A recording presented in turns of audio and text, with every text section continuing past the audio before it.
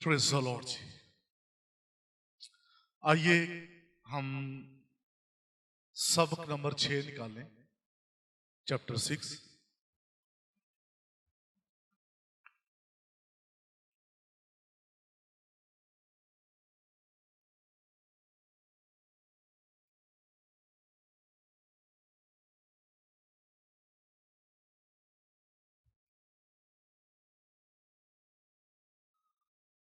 सबने निकाल लिए?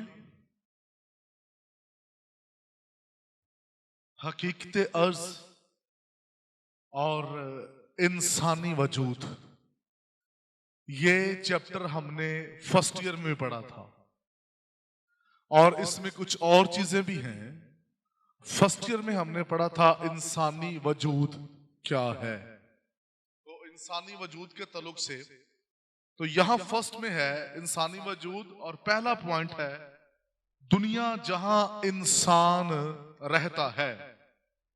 ये जमीन जहां इंसान रहता है दुनिया कहलाती है। हम जमीन की मट्टी से बने हैं और जिंदगी गुजारने के बाद फिर इसमें लौट जाएंगे। हमारी रूह के पास, हमारी रूह खुदा के पास जिसने उसे दिया था वापस चली जाएगी। हम जिस दुनिया में पैदा होकर जिंदगी गुजार रहे हैं इस हकीकत से नावाकिफ हैं। ये दुनिया पुरमैनी है क्योंकि खुदा यहां मौजूद है और काम करता है, और जो इस दुनिया में रहते हैं उनके साथ भी खुदा का गहरा ताल्लुक है। अब हम सीखेंगे कि ये दुनिया कैसी है और खुदा ने इसे क्यों बनाया। सो खास बात कि खुदा ने इस दुनिया को क्यों बनाया, सवाल हर एक शख्स के दिल के अंदर है कि दुनिया को क्यों बनाया और इसके बनाए जाने की वजह क्या है। और जो भी इंसान इस दुनिया में रहता है, आया है, उसके लिए यह बड़ा लाजमी है कि वो इस बात को सीखे कि दुनिया का बनाया जाना और हमें फिर दुनिया में भेजने का खुदा का क्या मकसद है, क्यों ये दुनिया वजूद में आई, और फिर आप और मैं क्यों इस दुनिया में भेजे गए हैं। तो इसकी जो हकीकत है, पहली हकीकत वो ये है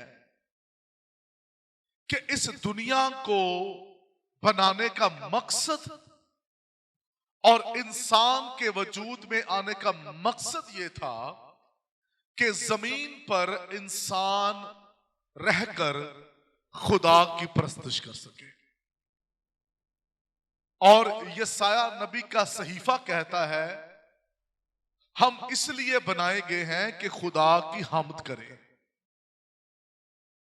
और जब इंसान अपने बनाए जाने के मकसद को खो बैठता है, दर हकीकत वो अपनी मंजिल को खो बैठता है।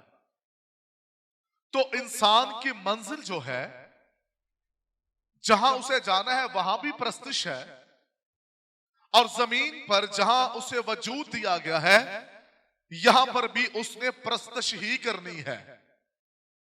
जब खुदा ने लूसीफर फरिश्ते को आसमान पर से गिराया तो उसके बाद यह प्लान हुआ दुनिया के बनाने का, और बनाने में जो प्लान था वो ये था कि मैं अपनी शबीह और सूरत पर इंसान को बनाऊंगा और वो जमीन पर मेरी परस्तिश करेगा। क्योंकि ये खास वो फरिश्ते थे जो खुदा के तख्त के सामने रहते थे, जब्राइल, मिकाइल और लूसीफर। लूसीफर बड़ा एक मुकर्रब फरिश्ता था जो हर वक्त खुदावंद की परस्तिश करता था। इसके पास एक बहुत बड़ा प्लान था आसमान पर जो खुदा ने इसे दिया, और इसकी क्वायर के अंदर लाखों फरिश्ते थे जो इसके मुतहत खुदा के तख्त के लिए प्रस्तुश करते थे। और जब इसने नाफरमानी की, अपने उस मुकाम को कायम ना रखा, तो इसके गिराए जाने के बाद इंसान को जो खुदा ने बनाया, तो ये जो सीट खाली हुई है आसमान पर प्रस्तुश की, तो इसको फिल करने के लिए खुदा ने इंसान को बनाया कि अब मैं किसी फरिश्ते को ये रिस्पॉन्सिबिलिटी नहीं दूंगा कि वो तख्त लगाए और अब वो ये अथॉरिटी रखे। उसके लिए खुदा ने इंसान को बनाया ताकि अब प्रस्तुश की जो अथॉरिटी है ये इंसान को मैं दूं, और इंसान जो है अब वो जमीन पर प्रस्तुश करेगा।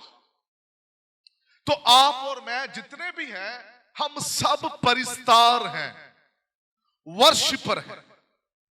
हम स्पेशल किसी एक शख्स को कहते हैं कि ये वर्शिपर है, दर हकीकत ये दुनिया परिस्तारों की है।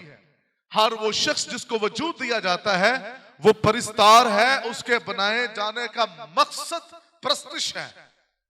और इसलिए जब भी मौसीकी किसी भी कंडीशन में हम सुनते हैं तो लोग उसमें महसूस होते हैं।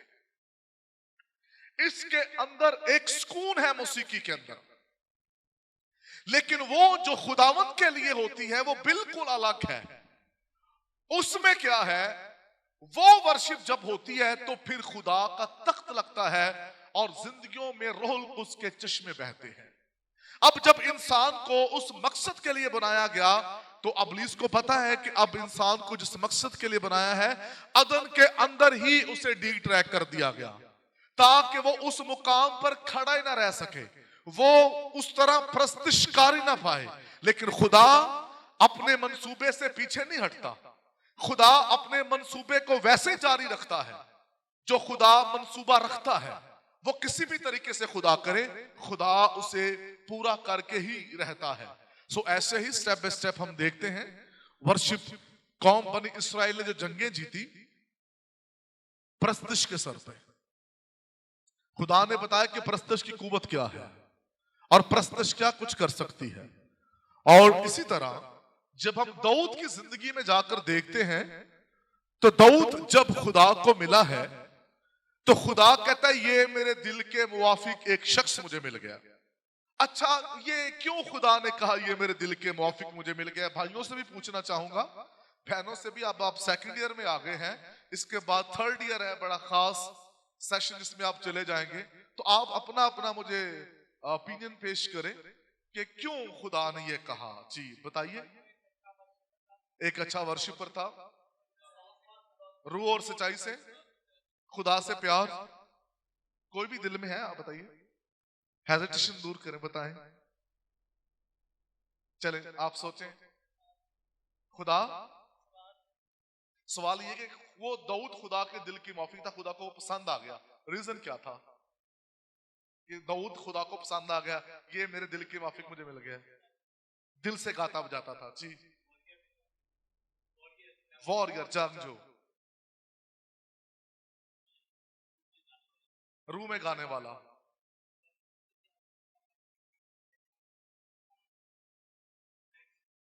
सच्चाई से। जी, रात के हर पहर में।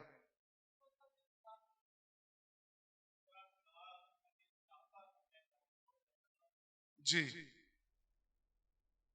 जी, जिम्मेदार।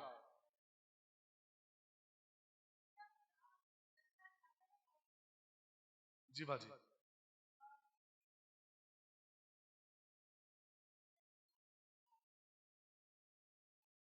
ज्यादा जो सुनने में आया वो दिल से, रूह और सच्चाई से। अच्छा, दाऊद जो खुदा के दिल के मुवाफिक था, उसमें खास बात क्या थी? कुछ पॉइंट देखते हैं। नंबर 1, वो शख्स ऑनेस्ट था बड़ा, अपने प्रस्तुश की खिदमत के साथ। और दाऊद अपना जो उसका इंस्ट्रूमेंट था, उससे सुर करके सोता था वो। बड़े खास बात है, सुन के आपको बरकत मिलेगी और मौजूदा हालत भी आपके सामने रखूंगा। दाऊद अपने सास को सुर करके सोता था कि जब रात के पहर में खुदा मुझसे मिले और मैं उसके लिए गाऊं, तो मेरा साज इंस्ट्रूमेंट जो है वो बुसुरा नहीं होना चाहिए, वो सुर में होना चाहिए। यानी कि खुदा सुर में सुनता है और सुर वाले शख्स को पसंद करता है। ये उसकी क्वालिटी थी, वो अपने साजों की कदर करता था। आज आप जो म्यूजिशियंस थे वो सारे परफेक्टली उसके साथ जुड़े हुए थे, खुदा परस्त थे, ईमानदार थे। सेकंड पॉइंट मेरा ये है, पहला कि जो साज है वो सुर में हो, और साथ हमने इसको भी सीखा सुर के साथ साथ कि बंदा माहिर हो, सीखा हुआ हो, और तीसरी बात ये है कि ईमानदार हो। Praise the Lord.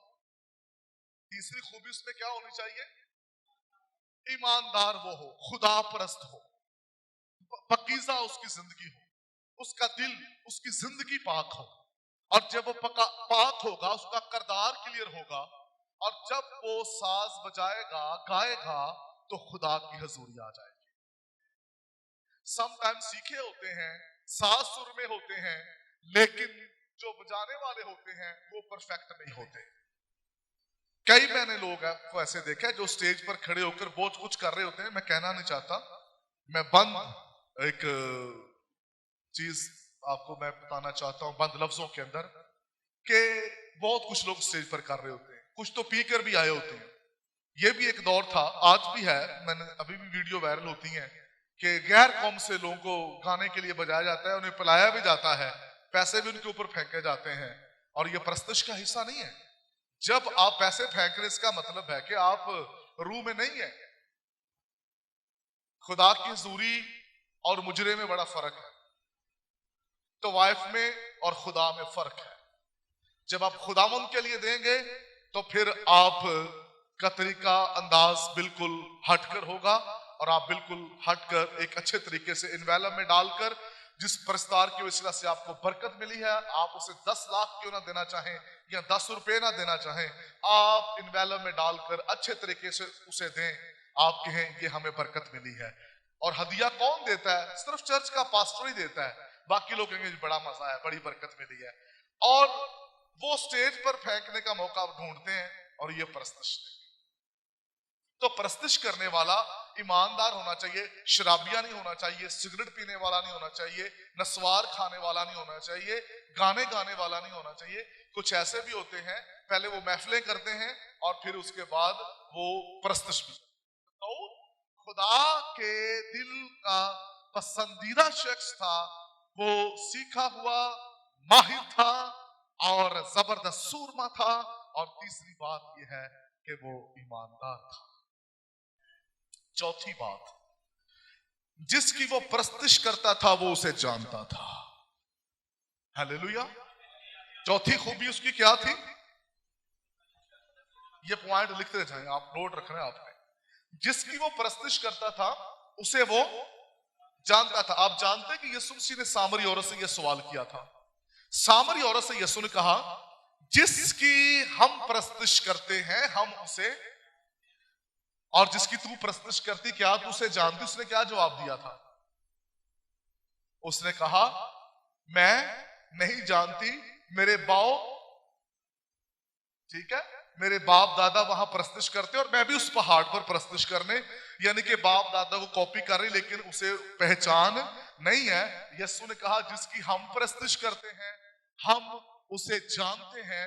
दाऊद के अंदर यह खूबी थी, वो खुदा को जानता था, और इसलिए वो जाति जूलियत के मुकाबले में आकर खड़ा हो गया था। परस्तिश आपको जाति जूलियत के सामने खड़ा कर देती है। हालेलुया। परस्तिश आपके अंदर दिलेरी लेकर आती है। परस्तिश आपको जाति जूलियत पर फतह बख्शती है। परस्तिश आपके निशाने को परफेक्ट कर देती है। परस्तिश आपको फतह से बढ़कर गलबा देती है, तब जब आप खुदा को जानते हैं। आमीन। तो एक परिस्तार को खुदा को भी जानना है। जहां उसको सारे सबक आते हैं, सारे सुर आते हैं, वहां उसे बाइबल आनी चाहिए, उसे खुदा का पता होना चाहिए कि जिसके लिए मैं गा रहा हूं वो है क्या। अच्छा, अगर किसी को मेहंदी के प्रोग्राम में बुलाया जाए तो वो वहां पर कौन से सॉन्ग गाएगा? अगर वो आकर मरने के गा दे तो क्यों? उन्हें कहना भाई जी इतने तो मेहंदी हो रही है, आपको पता नहीं है, तो आपने मरने का गा दिया। वो एक परिस्तार था, उसने ऐसे किया, उसे मियां चन्नू बुलाया गया, तो ਉਹਨਾਂ ਦਾ ਮੁੰਡਾ ਸੀ ਕੋਈ ਉਹਦਾ ਕੀਕਾ ਸੀ, ਉਹਨਾਂ ਨੇ ਬੜੇ ਚਾਅ ਨਾਲ ਕੀਕਾ ਰੱਖਿਆ ਕਿ ਸਾਡਾ ਇੱਕੋ ਹੀ ਮੁੰਡਾ, ਤੇ ਪੂਰਾ ਉਹਨਾਂ ਨੇ ਜਨਾਬ ਲੋਕਾਂ ਨੂੰ ਬੁਲਾਇਆ, ਰਿਸ਼ਤੇਦਾਰਾਂ ਨੂੰ ਬੁਲਾਇਆ। ਫਰਿਸ਼ਤਾਰ ਨੂੰ ਕਹਿੰਦੀ ਸ਼ੁਰੂ ਹੋ ਜਾਓ। ਫਰਿਸ਼ਤਾਰ ਸ਼ੁਰੂ ਹੁੰਦੇ ਹੀ ਮਰ ਜਾਣ ਮਾਮਾ, ਜਦੋਂ ਪੁੱਤ ਮਰ ਜਾਂਦੇ ਨੇ, ਜਿੰਦੀ ਜਾਣ ਮਾਮਾ ਦਾ ਜਨਾਜ਼ਾ ਕੱਢ ਜਾਂਦੇ ਨੇ। ਉਹਨਾਂ ਕਿਹਾ ਸਾਡੇ ਮੁੰਡੇ ਦਾ ਕੀ ਕਹਿ, ਸਾਡਾ ਮੁੰਡਾ ਮਰਿਆ ਨਹੀਂ। ਉਹਨਾਂ ਕਿਹਾ ਜੀ ਅੱਜ ਤੁਹਾਨੂੰ ਬੁਲਾ ਲਿਆ, ਅੱਗੋਂ ਤੁਹਾਨੂੰ ਨਹੀਂ ਅਸੀਂ ਬੁਲਾਣਾ। आपका आपको पता होना चाहिए आप कौन है। आप जब जाते हैं, निकलते हैं, आप लोगों को इंट्रोड्यूस करवाएं आप कौन है। वो निशान भट्टी साहब कहते एक बार हम प्रस्तुत करने के लिए जा रहे हैं, पुलिस वाला रोक लिया, साढ़े को तपले वाजे सन, वो ना रोक लिया कि वो मरासी ने जान दो इन्होंने। तो आप अपना खुलिया, आजकल आपने देखा स्टेज पर बड़े ऐसे लोग परफॉर्म कर रहे हैं, कड़े पाए ने, कन्ना चौवालियां, ढोलका बजा रहे हैं, वो लगता ही नहीं खुदा का मजहब। यकीन जाने कोई अपनी बेटियों को लेके चर्च आता है, मीटिंग्स में आता है, आपने ऊपर क्या चढ़ा के रखे हुए? सारे दुनियावी लोग, कवालियां बजाने वाले दुनियावी लोग, और शॉर्ट लफ्जों में समझे हमारा लोग ऊपर बैठ के नीचे क्या कर रहे होंगे? तो हमें कैसे चाहिए? जो खुदा को जानते हो। चौथा पॉइंट क्या है? खुदा को जानना।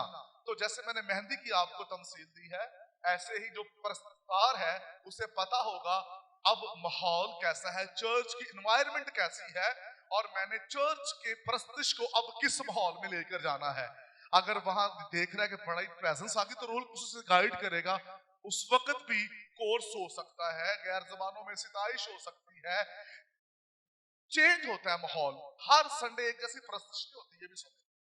जहां रूह में प्रस्तुति होगी वहां हर इतवार एक जैसी प्रस्तुति नहीं होगी, लिखे लिखा है गीत, अब ये गाना, अब ये गाना। नो, रोहुल कुद्स आपकी मदद करेगा, और पाक रूह लामहदूद है, आपके लिए दरवाजा खोल देगा, और आप खड़े हैं तो गैर जबानों में नई नई कंपोजिशंस आपको मिलेंगी, आप गाएंगे, लोग शेर होंगे, बदनों में शिफा आएगी, बीमारियां जाएंगी, लोग बरकत पाएंगे।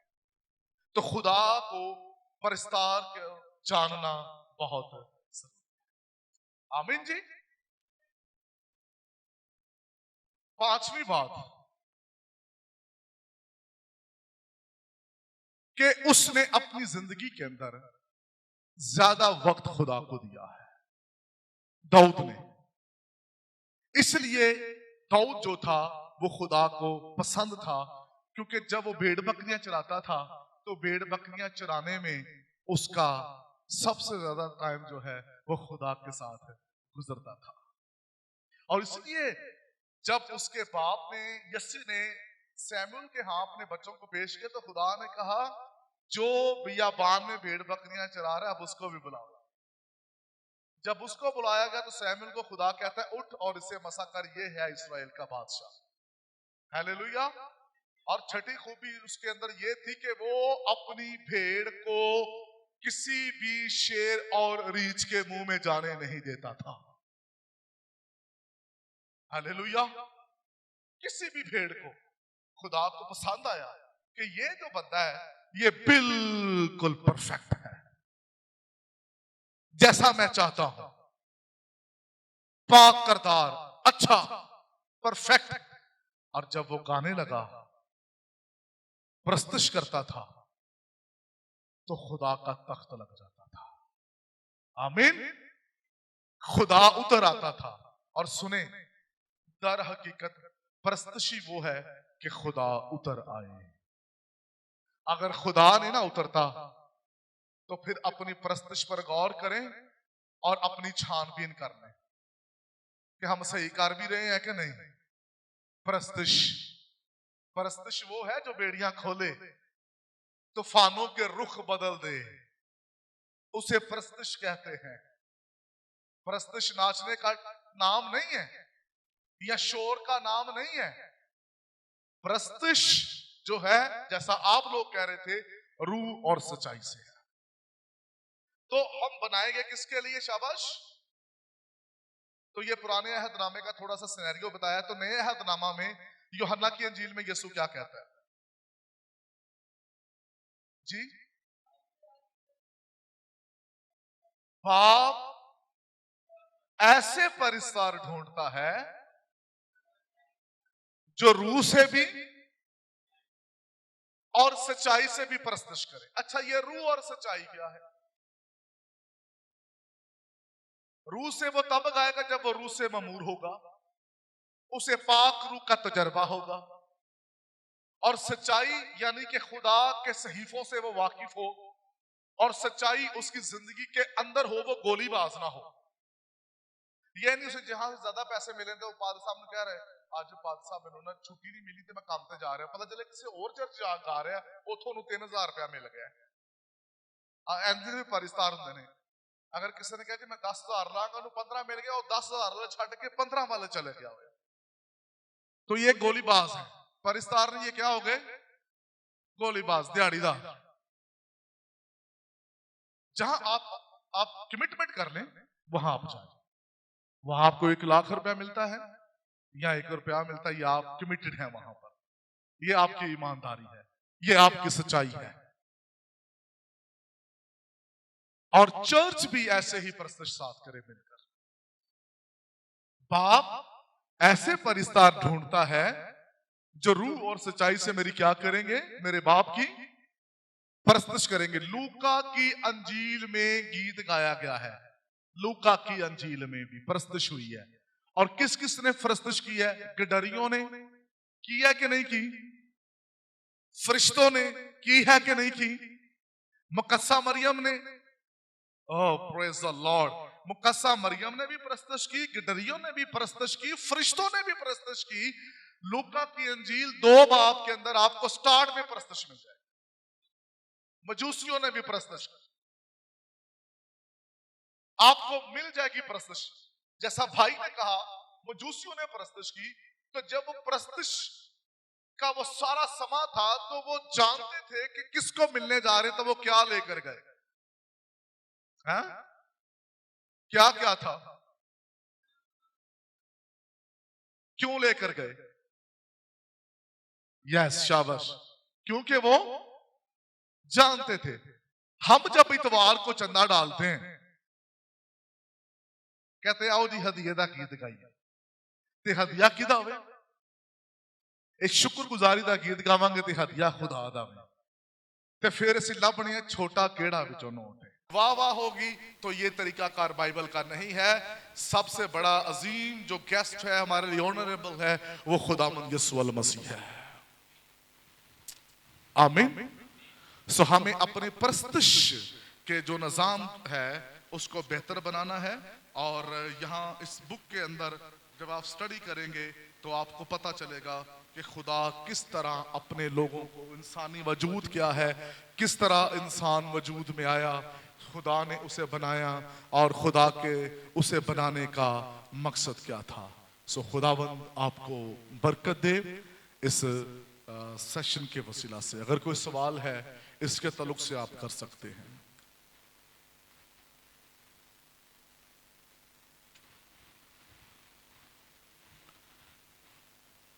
जी, कोई सवाल परस्तिश के ताल्लुक से, अपने बनाए जाने के ताल्लुक से, इस दुनिया के बनाए जाने के ताल्लुक से, तो आप कर सकते हैं। दुनिया के जी जी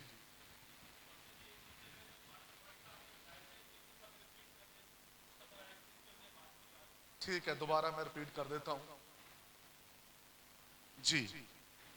नंबर 1 मैंने बताया था कि दाऊद के जिंदगी के अंदर ये खूबी थी कि वो अपने साजों से मोहब्बत करता था। हर वक्त उसका साज जो था वो सुर में होता था। हमारे मोस्टली जो चर्च के अंदर इंस्ट्रूमेंट होते हैं वो सुर में नहीं होते, तो इसलिए खुदा को वो पसंद था। और दूसरी बात ये थी कि वो प्रॉपर सीखा हुआ था। ठीक है। नंबर 3, वो खुदा को जानता था।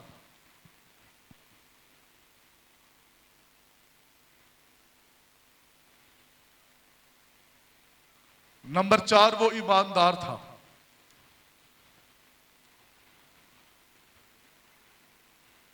और नंबर 5, वो खुदा को सबसे ज्यादा टाइम देता था।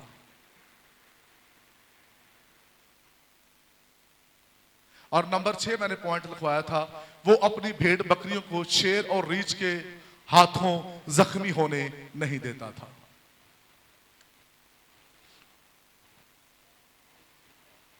और अब आपने अपनी फैमिलीज को और अपने आप को इसमें अप्लाई करना है। जो आप सुनते हैं सबसे पहले अपने ऊपर चेक करें। ठीक है। जब आप सुबह उठते हैं, मैं अब आपको दुआ करने का तरीका बताता हूं। आप 1 महीना कर कर देखें, आपकी बरकतों में इजाफा होगा, आपकी स्पिरिचुअल ग्रोथ भी होगी। सबसे पहले जब आपने सुबह उठना है तो आपने शुक्रगुजारी के ज़बूर या गीतों से अपने दिन का आगाज करना है। आपने कम से कम आधा घंटा शुक्रगुजारी के ज़बूर और गीत गाने हैं। उसमें सिर्फ शुक्रगुजारी हो, तेरियां सिफतां दे गौने आ गीत करना, शुक्र खुदा। ठीक है। शुक्र यहोवा अदा ही करो। ठीक है। आओ हम शुक्र करें, हम जिंदा खुदा का शुक्र करें। यानी कि आपके गीतों में खुदा की शुक्रगुजारी, उसकी वडियाई, उसकी सिताइश आपके गीतों में होनी चाहिए। ज़बूरों के अंदर वो आपने गाने हैं। ये नहीं कि सुबह उठते ही आप कहें यहोवा मैं पुकारदा मेरे वाल तू छेती आ, मैनू विच गुनाह दे जमया मेरी मां ही, खुदावंद नूं उडीकदी राम ना। नहीं, आपके गीत सुबह शुक्रगुजारी, शुक्रगुजारी से दिन का आगाज करें। उसके बाद आपने शुक्रगुजारी की दुआ करनी है। दुआ में भी शुक्रगुजारी, बाप के लिए, यीशु के लिए, रूहुल कुद्स के लिए, अपने लिए, कलीसिया के लिए, रिश्तेदारों के लिए, नेमतों के लिए, बरकतों के लिए खूब शुक्रगुजारी करें।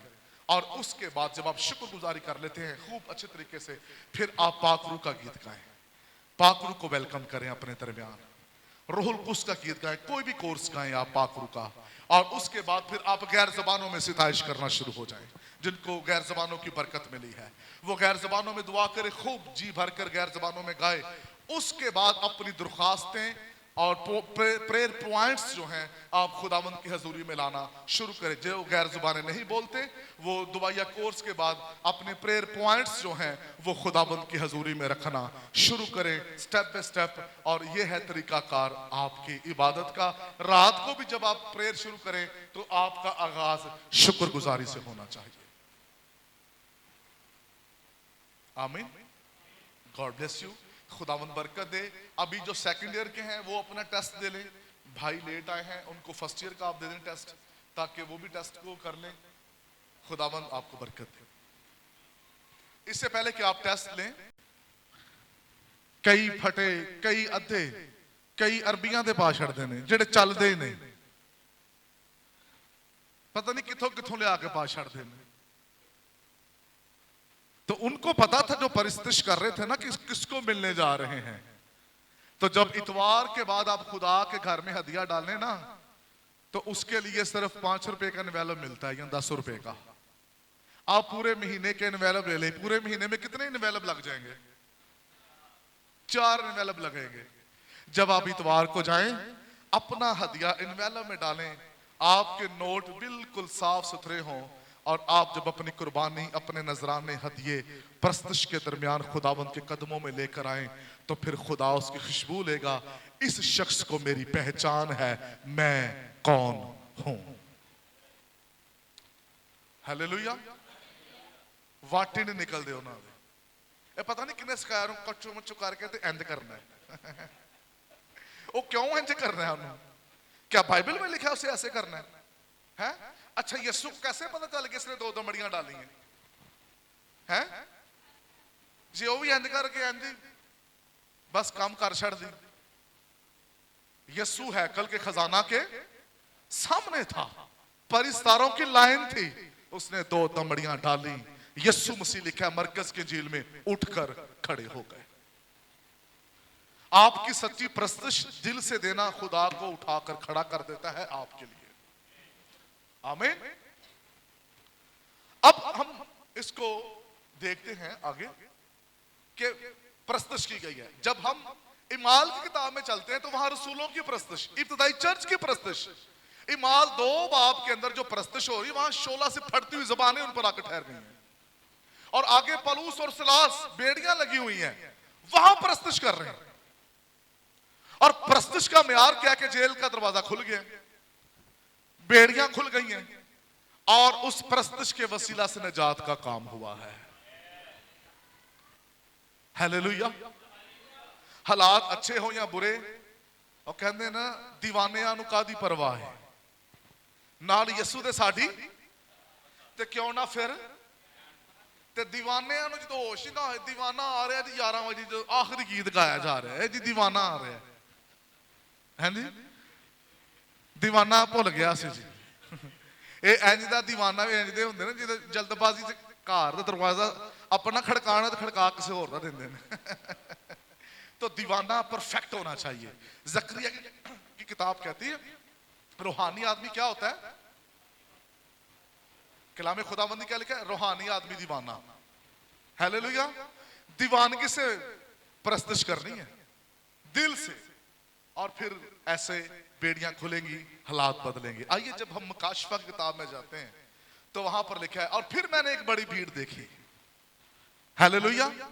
हम जिसके लिए बनाए गए हैं, हमने अदन से लेकर पुराने अहदनामा से लेकर नए अहदनामा में आए हैं, और प्रस्तश के शॉर्ट हमने जगह देखी है। और जब मुकाशफा किताब में जाते तो लिखा है, और फिर मैंने एक बड़ी भीड़ देखी जो सफेद जामे पहने, और उनके हाथों में खजूर की डालियां थी, और सफेद जामे पहने हुए बरा के तख्त के आगे वो दिन और रात क्या कर रहे थे, प्रस्तश कर रहे थे। जिसके लिए हम बनाएंगे जमीन पर भी वही करना है, और मरने के बाद जब आसमान पर जाएंगे तो वहां पर भी यही कुछ करना है।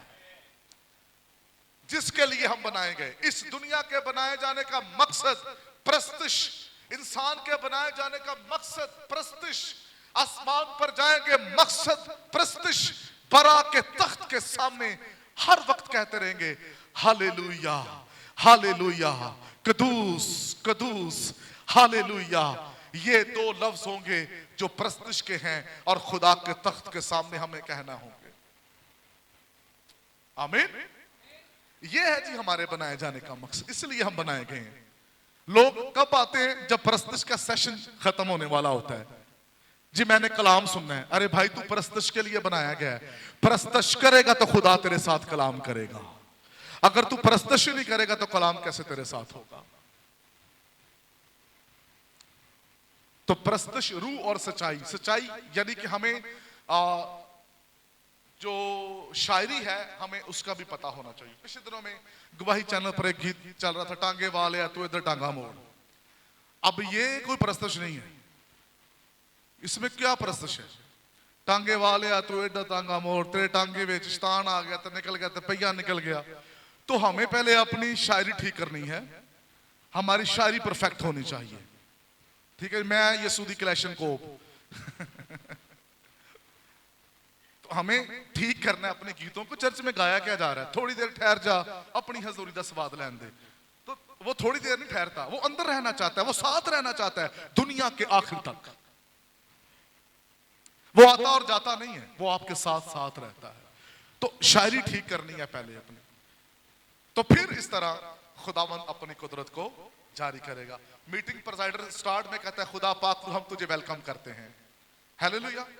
तो कितनों का ईमान है पाकरू आ जाता है या मौजूद होता है, मौजूद होता है ना। जब मीटिंग प्रेसिडेंट पहली प्रेयर ही करे तो खुदा का रूह जुम्बश करता है। फिर हम बाद में कहते हैं रूहे पाक खुदा बंदा तो मेरे बहनों भाइयों पुकारे, वो यहां पर आए। भाई वो आ गया है, अब वो कैसे आएगा। और आज भी देखें रस्मी चर्च बना हुआ है, रस्मी आज भी लोग तैयारी कर रहे हैं ईदे पैंतीकोस। भाई जी पाकरू ने आना है, पाकरू तो आ गया,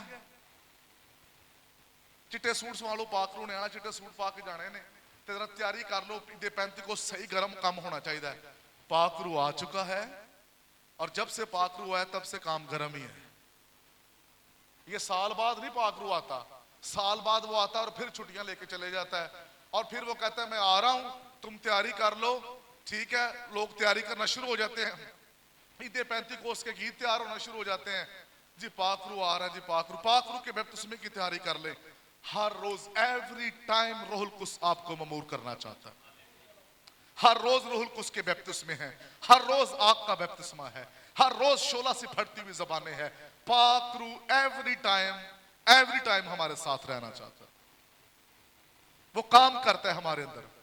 और जिसको पाकरू मिल जाता है, एक और खास बात सुने, पाकरू कहीं नहीं जाता, उसके अंदर ही रहता है। हाँ, हरकतों की वजह से वो रंजीदा हो जाता है, खफा हो जाता है, लेकिन आपको छोड़कर नहीं जाता। सो हमें परस्तिश भी ठीक करने, अपने लफ्ज ठीक करने, और इस तरह हमारी परस्तिश बेहतर से बेहतर हो जाएगी। यसू मेरे नाल नाल बस ऐ ही कही जाने हैं, ਜਿਹੜਾ ਨਾਲ ਰੱਖਿਆ ਸੀ ਲੋਕਾਂ ਨੂੰ ਵੀ ਦਈਏ ਅੱਗੇ। ਹਾਂਜੀ, ਉਹ ਸਿਰਫ ਸਾਡੇ ਨਾਲ ਨਾ ਰਹੀ ਜਾਵੇ, दूसरे ना भी रहिए, वंडिए यीशु मसीह ਨੂੰ गा के। हालेलुया। और लिखा है जब हबशी खौजा को निजात मिल गई तो वो कैसे लौटा गया? जब वो फिर गया अपने घर की तरफ, कैसे गया? खुश और हम्द के, इस तरह उसकी रवानगी हुई है। जब उसने पानी का बपतिस्मा लिया, खुशी से और हम्द करता हुआ वो लौट गया। ਅਸੀਂ नाराज होके जाने हैं तो लड़की चले जाने चर्चों। ऐ साड़ी परस्तिश दा म्यार है। सानू मौका दो जी भाई, मौका थले गाई जो जिन्ना तुहाडा दिल करदा। हर कोई मौका मांगता है। जो यीशु की परस्तिश करता है उसे मौके की तलाश नहीं होती। उसके लिए दुनिया है, उसके पास अगर बरकत है तो उसके लिए दरवाजे खुलते चले जाएंगे। उसे कहना नहीं पड़ेगा, रूहुल कुद्स उसे ऑटोमेटिकली आगे ले आएगा। दिल दा मैं कमजोर ते यसू मैनू, जेड़ा दिल दा कमजोर गीत नहीं गा सकता, तेल ऐसे हो दिल ही खराब हो जाएगा। तो दिल दा कमजोर क्यों? मेरा दिल पापां दे नाल होया सी काला काला, हुण चिट्टा हो गया है, रेड हो गया यसू दे खून दे नाल। हमें अपनी शायरी भी ठीक करनी है और फिर गीत भी ठीक करने हैं। माहौल के मुताबिक हमारी परस्तिश होनी चाहिए, माहौल के मुताबिक हमारे गीत होने चाहिए। जे बंदा मर गया उथे गीत गांदे जंग जिन्ना दी लड़दा यहोवा, वो जंग कदी नहीं हारदे। बंदा मर गया उथे गीत वो गाओ जेड़े तसल्ली दे ने। निकाह के टाइम क्या गाना है? मौका के मुनासिबत के मुताबिक हमारे पास गीत होने चाहिए और ऐसे ही हमें चलना चाहिए। आमीन जी। समझ लगी क्यों बनाएंगे हम परस्तिश? जमीन पर क्या करेंगे, आसमान पर क्या करेंगे? अब सच सच बताना है, सुबह उठकर कितने लोग परस्तिश करते हैं? कितनी देर?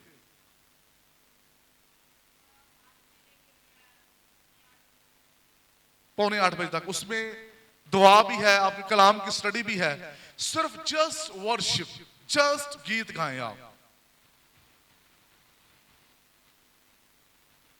और नस्मल कहता है कि मैं अपना दरवाजा बंद कर लेता था और जोर जोर से मैं चीख चीख के कहता था, I love you Jesus, I love you Jesus. और कई कई घंटे में गीत गाता रहता था। असं कहने सानू स्टेज ते मौका दो, बंद कमरा करो, जिन्ने मर्जी गीत गाओ, थल्ले भी गाओगे तो खुदा तुहानू बरकत देगा। हालेलुया। चर्च का माहौल कब खराब होता है? जब मौका परस्त लोग आते हैं। अच्छा भला एक बंदा गा रहा आता है, वो माहौल को लेके चल रहा होता है, दूसरा बंदा आके मौका लेता है और चर्च के निजाम को खराब कर देता है। चलते हुए सेटअप को वो तोड़ देता है। उसने पता नहीं क्या गाना है, क्या उसने आके करना है, वो निजाम को डिस्टर्ब करेगा। सो मेरे अजीजों, इस बात को याद रखें कि हम बनाए गए हैं परस्तिश के लिए। आसमान पर भी परस्तिश करनी है और जमीन पर भी हमें क्या करनी है? परस्तिश करनी है। हमारे लोग कहते हैं ये तो गीत गाए जाने जाने जेड़ा कलाम शुरू हो गया है, यानी कि परस्तिश की अहमियत का पता नहीं है। वो ये कह रहे हैं अभी कौन सा कलाम होना है, अभी तो गीत गाए जा रहे हैं, जब कलाम शुरू होगा तो फिर चले जाएंगे। अच्छा, एक और हमारा ये कल्चर है, हमारे यहां गीत गाए जाते हैं लोग जमा करने के लिए। हमारे यहां गीत क्या क्यों गाए जाते हैं? लोग जमा करने के लिए। जेड़ा गेस्ट स्पीकर होंदा उसे बिठा छड़ने आ, बैठो जरा होर गीत गा लो ना, जिक्र लोग आ जाएंगे। इसका मतलब है कि परस्तिश खुदा के लिए नहीं की जा रही, लोगों को जमा करने के लिए गीत गाए जा रहे हैं। कन्वेंशन हो या संडे मीटिंग हो, गीत गाते हैं लोग लोगों को जमा करने के लिए, ना कि आसमान के खुदा को वेलकम करने के लिए। जितना मर्जी बड़ा गेस्ट क्यों ना हो, वो इस चीज का इंतजार ना करे लोग आए कि नहीं, वो पहली दुआ में जाकर, गेस्ट भी है तो वो जाकर बैठे। मीटिंग के अंदर सारा ऑनर एक को देना चाहिए और वो यीशु नासरी है। हम कहते हैं हॉल भर जाएगा, गेस्ट आएगा, उसे तालियों के साथ वेलकम करेंगे। कराची के सिर्फ शहर को लें और आप चर्चिस को विजिट करें और फिर आप उनके हारमोनियम पर हाथ रखें, उनके तबले को देखें, तो फिर आपको पता चलेगा पता नहीं ये कब का सुर हुआ है हारमोनियम। तबले वाले को भी तभी मौका मिलता है जब उसने स्टेज पर आना है, ठीक है। और कईयों को ये भी नहीं पता चलता कि ये अभी सुर में है या नहीं, लेकिन बज रहा है, ठीक है। और पहले कांगो रखी जाती थी चर्च में, ऐसे बस उसका शोर ही ज्यादा चलता था। और अगर कोई साउंड है तो वो भी बस ऐसा ही है। यानी कि जो प्रस्तुत के लिए हमने चीजों को चुनाव किया है वो ही बेहतर नहीं है। अगर हम दुकान पर जाएं तो हमारा ये वहां पर गुफ्तगू होती है जी हमने तो चर्च के लिए बजाना है, बस सानू चर्च नहीं चाहिए, बस कोई नॉर्मल ज्यादा दोस्ती केड़े को गाने गाने ने। तो आप चर्च के लिए यानी खुदा के घर के लिए चीज का चुनाव कर रहे हैं, और जिसकी आपने प्रस्तुत करनी है वो लश्करों का खुदा है। और उसके लिए जो आपका साज है वो सुर में होना चाहिए, ताकि जब आप उसे बजाएं गाएं तो फिर खुदा का तख्त वहां लगे। और आज ये भी एक चर्च के अंदर प्रेजेंस ना होने का एक ये भी रीजन है कि जो इंस्ट्रूमेंट प्ले किए जाते हैं वो ही बसुरे होते हैं। कहेंगे जी हमारे बच्चे ने ना हारमोनियम सीखना है, और माँ बाप कहते हैं दिल हमारा ये कि ये परस्तार बने, और कहते हैं जी बस उसे हाथ सीधा करने के लिए हारमोनियम चाहिए, फिर अच्छे वाला लेंगे। यहीं से उसकी बेस खराब हो जाती है। वो बुसुरे एक हारमोनियम के साथ गले की प्रैक्टिस करता है और एक वो बुसुरा परिस्तार बनता है। और अब लोगों को वैसे इम्तियाज नहीं रहा सुरीलों को सुनने और बुसुरों को सुनने का, बस लय तेज होनी चाहिए, बाकी वो जो मर्जी करता रहे। तो अगर आपका गला सुर में जाएगा तो फिर उसके लिए हारमोनियम अच्छा चाहिए। क्यों भाई जी मैं सही कह रहा हूं? आप गाते हैं, उसके लिए अगर आपका गला अच्छा सुरीला हो तो फिर आपको अच्छा हारमोनियम चाहिए। एक्सपेंसिव हारमोनियम होगा जो जल्दी बसुरा ना हो, उसका सुर इंटरनेशनल अच्छा होगा। और फिर आपके पास तारदार साज होना चाहिए जिससे आप रियाजत करें। एक परिस्तार प्रस्तुत करने वाला, तख्त लगाने वाला, वो बड़ा ऑनेस्ट होना चाहिए। ये खुदा के दिल के मुआफिक, खुदा को पसंदीदा इसलिए था क्योंकि ये अपने साजों से भी प्यार करता था, और ये उनको जब बजाता था तो वो सुर में होते थे। कहा जाता है जब दाऊद रात को सोता था अपना साज सुर करके सोता था, और जब पूर्वी हवाएं चलती थीं तो उसके साथ के साथ टकराती थीं, और तारदार जो साज था वो ऑटोमेटिकली प्ले हो जाता था, आवाज आना शुरू हो जाती थी। और इसलिए दाऊद ज़बूर के अंदर कहता है परबत बीन जागे मैं जागांगा सवेरे, यानी कि उसके साज भी उसके साथ जाग जाते थे और वो भी खुदावंद के लिए ऑटोमेटिकली बजना शुरू हो जाते थे। तो जिस चर्च के अंदर साज सुर में होंगे और गाने वाले सुर में होंगे, यकीन जाने वो खड़े होंगे और गाना शुरू करेंगे तो खुदा की हजूरी आ जाएगी। रूह और सच्चाई वो दूसरा हिस्सा है। रूह और सच्चाई में तो आप तब गाएंगे ना जब आप सीखे होंगे। बंदा कहता है मेरा दिल में बड़े ऑनेस्ट होके ड्राइविंग करूं, बड़े मजे के साथ, तो ड्राइविंग तो तभी करेंगे जब आपको ड्राइविंग आती होगी। ऐसे ही है ना, आज मेरा दिल कर रहा है बड़ा अच्छा खाना बनाऊं, खाना बनाना आता होगा तो खाना बनाएंगे ना आप दिल से। तो बीवियां अक्सर कहती हैं अपने शौहर को आज मैंने आपके लिए दिल से बनाया है, क्योंकि उसको बनाना आता है और इसलिए वो दिल से बना रही है। ऐसे ही जिसने प्रस्तुश करनी है वो दिल से सीखे, रियाजत करे, उसका गला खुदावंद के जलाल के लिए है। मैं कहता हूं अगर मोहम्मद अजीज गाता है, रफी गाता है, किशोर गाता है, नूर जहां गाती है, मेहदी हसन साहब गाते हैं, गुलाम अली गाता है, इनके गाने से लोग महजूज होते हैं और खो जाते हैं, तो जो खुदावंद के लिए गाता है, जिसका गला खुदा के लिए है, जो खुदा का परिस्तार है, उसकी आवाज इस कदर बाबरकत, सुरीली, मीठी होनी चाहिए कि जब वो खुदावंद के लिए गाए तो लोग महजूज भी हों, लोग बरकत भी पाएं, लोग उससे सुकून भी हासिल करें। यानी कि उसके साज जो हैं, जो वो चर्च में प्ले करे, वो जो हैं वो सुर में होने चाहिए। अब उसे कैसे पता चलेगा ये सुर में है या नहीं? जब वो सीखा होगा। जब वो सीखा होगा तो उसको पता होगा कि ये हारमोनियम या जो तबला है या ढोलक है, ये सुर में है या नहीं है। तो जब सुर में आप होते हैं, चीजें आप बेहतर होती हैं। और जब साज और आवाज मिल गए, क्या लिखा तवारीख की किताब में, जब साज और आवाज मिल गए तो खुदा का क्या छा गया, अबर छा गया। और लिखा है काहिन, खिदमत गुजार जो वहां थे वो अपने कदमों पर ठहर ना सके, सब गिर गए। गिरने का रीजन क्या था कि प्रेजेंस ऑफ गॉड जो थी वो बड़े फ्लो के साथ वहां आई और उसके बायस वो खड़े ना हो सके, क्योंकि उनका गाना दिल से था और उनका बजाना दिल से था। उनके साज और आवाज मिले थे। सुने, साज और आवाज उस वक्त मिलते हैं जब आपका साज सुर में होता है, तब आपकी आवाज उसके साथ सुर में मिलती है। सेकंड ये होता है साज भी मिल गए और आवाज भी मिल गई।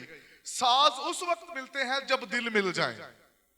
ये सुने मेरी बात, जब दिल नहीं मिलेगा, मेरा ये भाई हारमोनियम प्ले करते हैं, इनके साथ मेरा दिल नहीं मिलेगा, मैं तबले वाला हूं, ये हारमोनियम वाले हैं, तो मेरी कोशिश होगी मैं किसी ना किसी तरीके से इसको खराब करूं।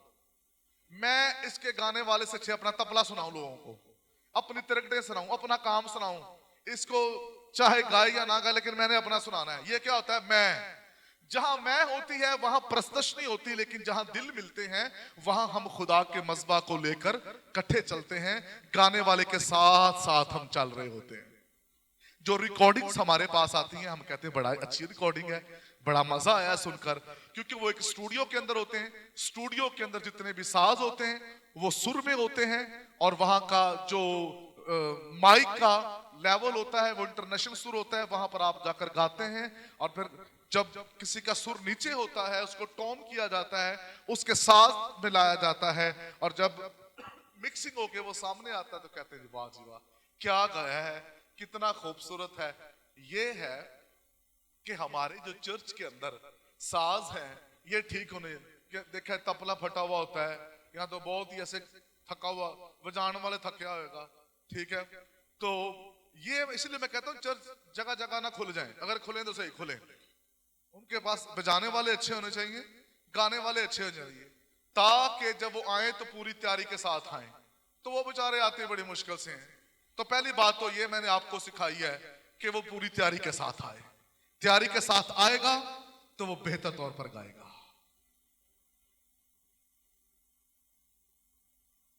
ये देखना, कई चर्चों के अंदर आपको चर्चेस के अंदर नजर आएगा कि ताली सुर के अंदर नहीं होती।